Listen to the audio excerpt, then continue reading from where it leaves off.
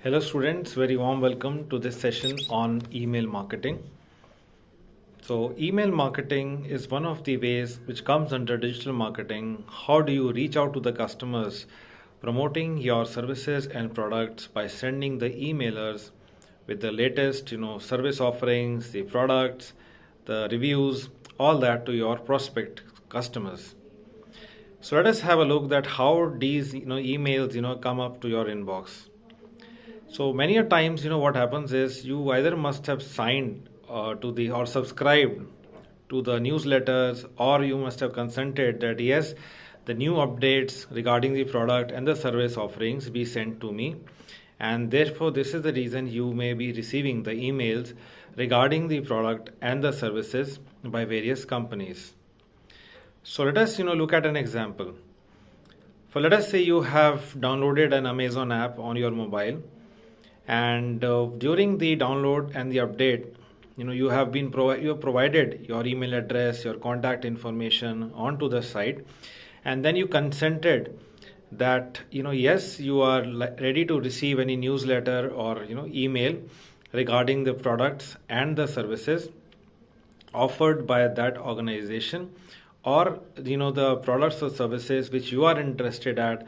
Then the organization will be sending you the particular product to your inbox. So email marketing, if you look at it, is a kind of a planned method of reaching out to the customers. So let us first understand how do we get or collect the email addresses. So the first one is the company on their website. The moment you reach to their website, they say, okay, please enter your email address and enter your name and sign up for a newsletter. So this is called as the most basic form of collecting your email address, whereby they will ask for your name and they will ask you to enter your email address. And the moment you click on submit, yes, I would like to receive the email newsletters. And that is one of the way of collecting the information. The second is when, let us say, you install an app, and while installing the app, you generally sometimes may use your Gmail account or any other account providing the access so that they can directly log in using that particular email ID, and you can log in into that account, your account, on that particular application.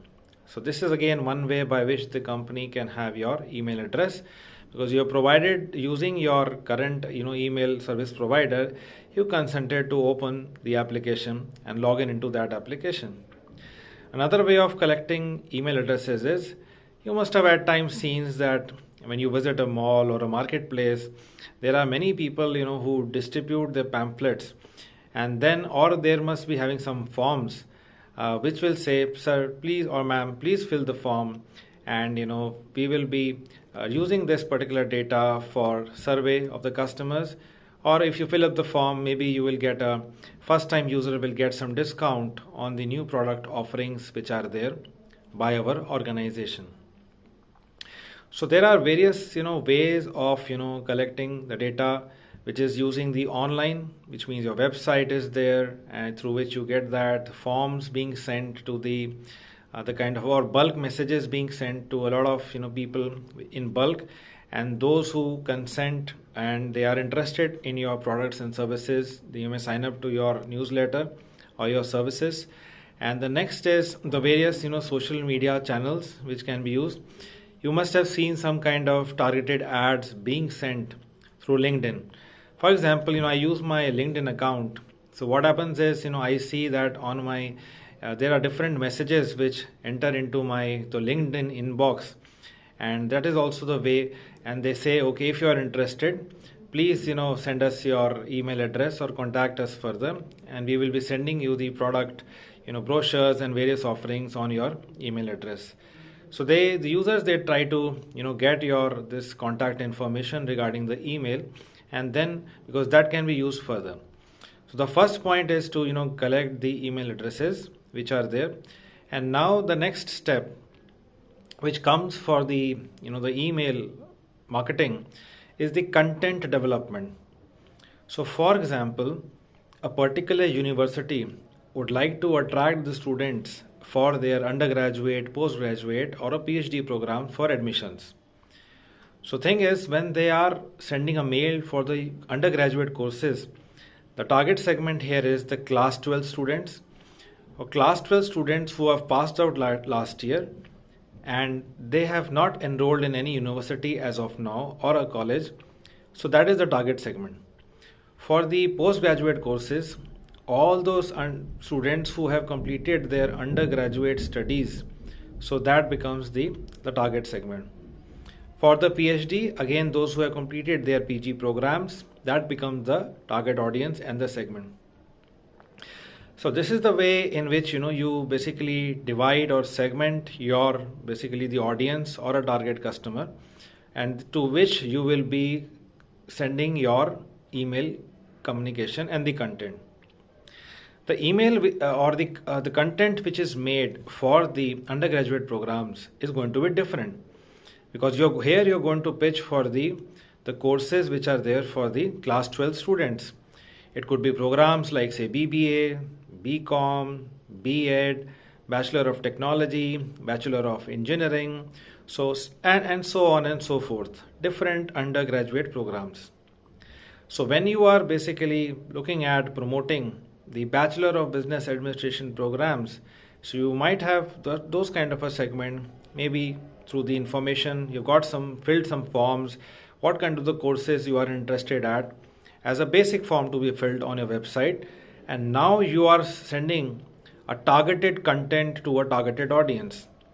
So let us say 1000 UG students of class 12th, they basically sign up and they say that they are interested for BBA. The next thing what you will be doing is, for example, you are offering 5 specializations of BBA.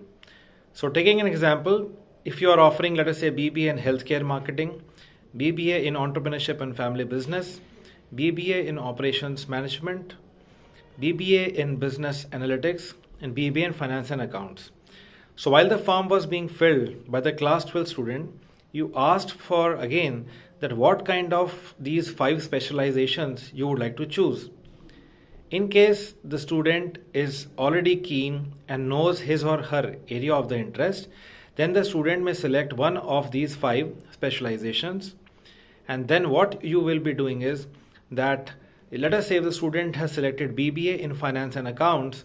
So when the email has to be sent to this student, you will be sending the content about the program structure, the syllabus, how these 3 years is being divided, like 6 semesters, what does our subjects in the each semester, what is the program fee, when is the program likely to start, what is the kind of the scholarships, if any, you will be giving to this particular class 12 student basis his or her class 12 percentage or the marks, or is there any kind of a scholarship test which you have for the university which the student can take, and also can again be a kind of a parameter for the student to take the scholarship on the basis of the performance of the test which has been taken by the university. So many universities across the country, they take their national aptitude test, and basis this national aptitude test, they also provide scholarship to the meritorious students, or whatever the cutoff has been decided as per the university norms and as per the university decision. So the content, as we talked about the part 2, after the collection of the email address and segmenting your target audience in the market, you create the content which is relevant to that particular audience. Moving on next, the third part, which comes here is, when are you going to send the mail? So what is the email sending calendar? What is your promotional campaign calendar? Is the mail going to be sent on a Sunday, the first email? And is the second reminder being sent, say, after 7 days? Is the follow-up going to happen again after 3 days? So all this is decided by the marketing communications team in decisions with the sales team, that how we should be sending the marketing communications to the prospective students or to the prospective customers. So once this basically calendar is defined, then accordingly the mails are sent out to those the target audience, and then the follow-up is again done. The follow-up mail basically happens, sending too many mails on a particular day, or being too much frequent, filling the inbox of the customer, is generally said that one should avoid that, because then this may result in you looking at be very much, that you are too much, ambitious, or there is a kind of a need which is so much which is coming for the organization. So it should not look like that. It should not be that you are looking too much of demanding even from your own customers in the initial steps of for them, closing that sale. So that is very important when you are doing the marketing communication. So having that particular calendar in place, again, that is very important. So this was a point number 3, that how do you schedule your basically sending the mails on that calendar. It is very important, and accordingly you can send those mailers. So again, the recap, let us have the first point was of finding the target audience, collecting the email addresses. The second part was the content creation. The third part was how and when do you communicate your promotion calendar, your email marketing calendar. And the last part here is that once the data you receive, then you start analyzing that particular data. For example, out of the 1,000 emails being sent out for the BBA programs to the audience, so what is the analytics comes into place? How many of them filled up the forms for BBA and finance? How many of them filled up the form for operations management? How many of them filled up the form for business analytics? So on and so forth. So these are the analytics is very important, because this helps you to get to know that how you will be kind of analyzing that particular data, and analyzing that data you can then again do a targeted marketing communication which is there for your particular audience. So once again, the recap here. The first part is to collect the email addresses, and then identify and define your target segment. Number 2 is create the content according to the user needs and the target segment which you have. Number 3 is having a proper email communication, the marketing campaign, a calendar being booked, which is there being made, which is the marketing communication calendar being put into place. And then the last point, the fourth point, is the analyzing the data or the information after collecting the responses from the users and running the analytics to understand what are your the areas in which you can put or invest more money, which is there in the targeted ads and segment, so that you can get more return on the investment where the email has to be sent. So all this is very important. So thank you so much, students, for joining in this session for the email marketing. We will be having more sessions on a different topic next time. Thank you.